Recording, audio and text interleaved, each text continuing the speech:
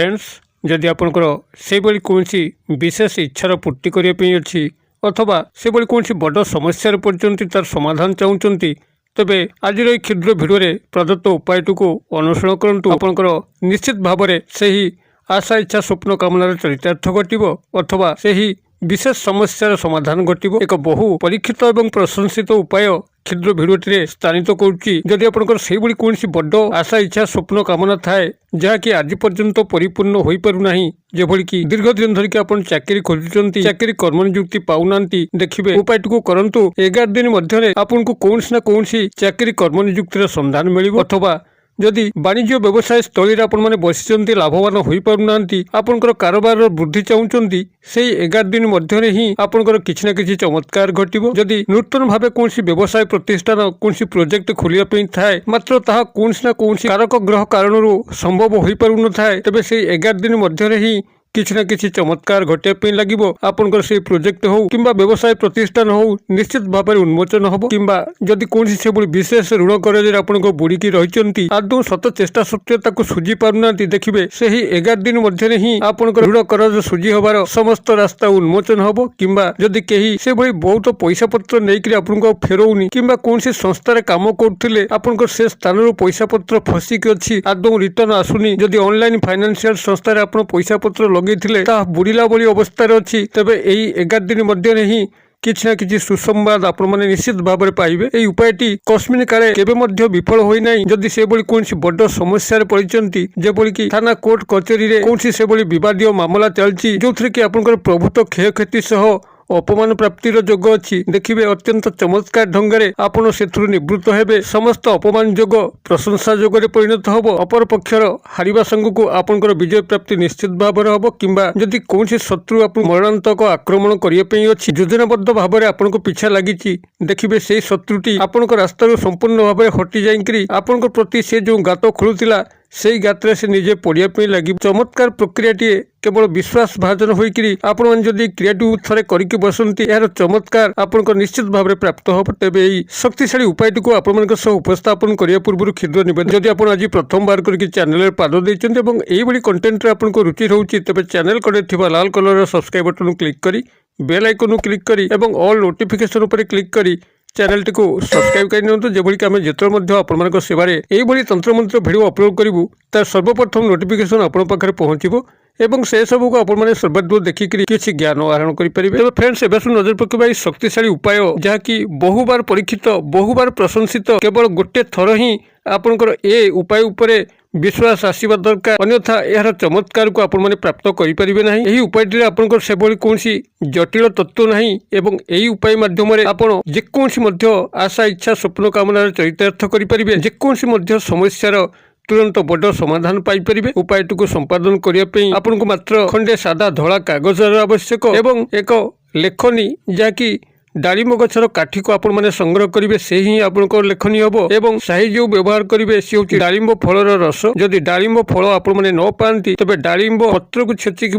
रस को बाहर करें तेज से डालिम फलर रस बाहर करूँ कि डालिम पत्र छेचा रस बाहर करूँ तादे आपको किसी पूजा सिंदूर को मिसाई पड़ो जहाँकि पूजा सामग्री दुकान में मिल यही भाव में गोटे स्याही काली प्रस्तुत करी डालिम गछर काठीर लेखनी सहायतार यही सादा कागज उपरे आपंकर समस्या हो कि बड़ आशा इच्छा स्वप्न कामना हो जार चरितार्थ करने चाहते कि समस्यार समाधान करने चाहते सभा उपरे जो भाव में रचना लिखा जाए से भाव में सभा उपरे तार टाइटल टी लिखिदेवे अर्थात समस्या थिले समस्यार नामटी को लिखिदेवे कि इच्छा पूर्ति करने चाहूले तार नामटी को लिखिदेवे जदि इच्छा आपंकर चाकरी प्राप्ति होता है तेज चाकरी लिखिदे जदि व्यवसाय संपर्कित उन्नति चाहूती तो व्यवसाय लिखिदे प्रेम प्रणय विवाह को सफल करने चाहूले प्रेम किंबा विवाह बोली लिखिबे अथवा जदि कौन बड़ समस्या पड़ते थाना कोर्ट कचेरी मामला तेबे थाना कोर्ट कचेरी रु जेकोसी गोटे आपन से लिखिबे जमीबाड़ी संक्रांत कौन मामला थिले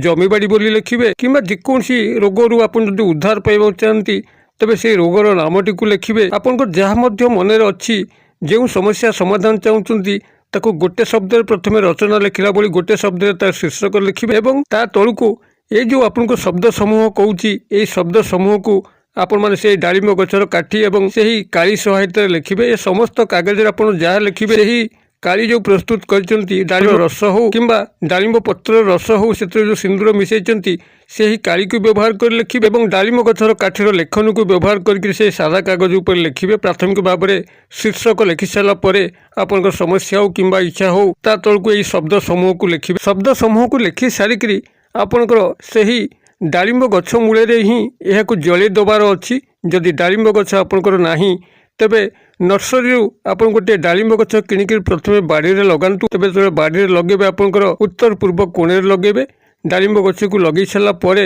ତାରି ମୂଳରେ ଆପଣମାନଙ୍କୁ ଏହି କ୍ରିୟାଟିକୁ କରିବାକୁ ପଡ଼ିବ। ଏ କାଗଜରେ ଏତିକ ଲେଖି ସାରିଲା ପରେ ସେହି ଡାଳିମ୍ବ ଗଛ ମୂଳରେ ଆପଣ ଶ୍ରୀକର୍ପୂର ସହାୟତାରେ ଏହି କାଗଜକୁ ପୋଡ଼ି ଭସ୍ମ କରିବେ ଏବଂ ଭସ୍ମ ହୋଇସାରିଲା ପରେ ସେହି ଡାଳିମ୍ବ ଗଛ ମୂଳରେ ପୋତି ଦେଇକରି ଆସିବେ। ତେବେ ଯେଉଁ ସମୟରେ ଆପଣମାନେ ଏହି କ୍ରିୟାଟିକୁ ଡାଳିମ୍ବ ଗଛ ମୂଳରେ କରିବେ ଆପଣଙ୍କର ମୁଖଟି ଦକ୍ଷିଣ ଦିଗକୁ ହୋଇଥିବ। ଏକ ଆସନ ପକାଇକି ଆପଣ ସେଠି ବସିଥିବେ ଏବଂ ଯେଉଁ ସମୟରେ ଆପଣଙ୍କର ଏହି କ୍ରିୟାଟି କରୁଥିବେ ସେହି ସମୟରେ ଆପଣଙ୍କର ଇଚ୍ଛା ପ୍ରତି ମନୋଭାବ ଥିବ କିମ୍ବା ସମସ୍ୟା ସମାଧାନ ପ୍ରତି ମନୋଭାବ ଥିବ। ଆଦୌ ବିଚଳିତ ହେବାର ନାହିଁ କି କୌଣସି ବାହ୍ୟ ଚିନ୍ତାଧାରା ସେ ସମୟରେ ପ୍ରବେଶ କରାଇବାର ନାହିଁ। ଏହିଭଳି ଭାବରେ ଆପଣ ସମ୍ପୂର୍ଣ୍ଣ ମନସ୍କ ହୋଇକରି ଯଦି କ୍ରିୟାଟିକୁ କରି ବସନ୍ତି ଚମତ୍କାର ଢଙ୍ଗରେ ଆପଣଙ୍କର ସେହି ସମସ୍ୟାର ତୁରନ୍ତ ସମାଧାନ ଘଟିବ ଏବଂ ସେହି ଇଚ୍ଛାର ମଧ୍ୟ ପରିପୂର୍ଣ୍ଣତା ଘଟିବ। ଏହି କ୍ରିୟାଟିକୁ ଆପଣମାନେ ଯେକୌଣସି ଦିନଠାରୁ ଆରମ୍ଭ କରିକି ଗଣି 11 ଦିନ ପର୍ଯ୍ୟନ୍ତ ଆପଣଙ୍କୁ କଣ୍ଟିନ୍ୟୁ କରିବା ପାଇଁ ପଡ଼ିବ ଏବଂ ଯେଉଁ ସମୟରେ ଆପଣମାନେ ଏହି ଇଚ୍ଛାଟିକୁ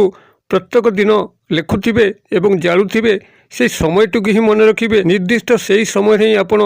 ସେହି ସ୍ଥାନକୁ ଶୁଦ୍ଧ ପୂତ ହୋଇକି ଆସିଯିବେ ଏବଂ କ୍ରିୟାଟିକୁ କରି ବସିବେ। ଏହି ଯେଉଁ ପରୀକ୍ଷିତ ଉପାୟଟି ପ୍ରଶଂସିତ ଉପାୟଟିକୁ ଥରେ ମାତ୍ର ପ୍ରୟୋଗ କରିକି ଦେଖନ୍ତୁ। ଯାହା ମଧ୍ୟ ଜୀବନରେ ଦୁଃଖ କଷ୍ଟ ଯନ୍ତ୍ରଣା ଚାଲିଛି ତାର ଚିର ଅବସାନ ଘଟିବ। ତେବେ ଏ ଯେଉଁ ଶବ୍ଦ ସମୂହ ଲେଖିବେ ଆପଣଙ୍କର ଆଶା ଇଚ୍ଛା ପୂର୍ତ୍ତି ଉଦ୍ଦେଶ୍ୟରେ କିମ୍ବା କୌଣସି ସମସ୍ୟାର ସମାଧାନ ପୂର୍ତ୍ତି ଉଦ୍ଦେଶ୍ୟରେ ସେହି ଶବ୍ଦ ସମୂହକୁ ଏଇଠି ମୁଁ ଆପଣମାନଙ୍କ ଆଗରେ ଉପସ୍ଥାପନ କରୁଛି। ଯଦି ସମ୍ଭବ ହୁଏ ଏହାର ମୂଳ ସ୍ୱରୂପର ସ୍କ୍ରିନଶଟ୍ ମଧ୍ୟ ଭିଡ଼ିଓ ଭିତରେ ଯୋଗାଇ ଦେବି, ଯାହାଦ୍ୱାରା କି ଆପଣଙ୍କୁ ଏହି ଶବ୍ଦ ସମୂହ ଲେଖିବାରେ ଆଉ କୌଣସି ତ୍ରୁଟି ରହିବ ନାହିଁ କିମ୍ବା ବୁଝିବାରେ କିଛି ଅସୁବିଧା ରହିବ ନାହିଁ। ଆପଣଙ୍କର ଶବ୍ଦ ସମୂହ ଏହିଭଳି ରହିବ। ପ୍ରଥମତଃ ଆପଣଙ୍କର ଆଶା ଇଚ୍ଛା ସ୍ୱପ୍ନକୁ ଗୋଟେ ଶବ୍ଦରେ ଲେଖି ସାରିଲା ପରେ କିମ୍ବା ସମସ୍ୟାକୁ ଗୋଟେ ଶବ୍ଦରେ ଲେଖି ସାରିଲା ପରେ ଯାହାକି ଶୀର୍ଷକ ତା ତଳକୁ ଏହି ଶବ୍ଦ ସମୂହ ଲେଖିବେ। ମଶକ ମଶକ ତନି ମନକର ତିନ ବିଚାର ଇଚ୍ଛା ପୁରୀ କିଜିଏ ଅଗ୍ନିଦେବ ନାହିଁ ହାର। ମୁଁ ଆଉଥରେ କହିଦେଉଛି, ମଶକ ମଶକ ତନି ମନକର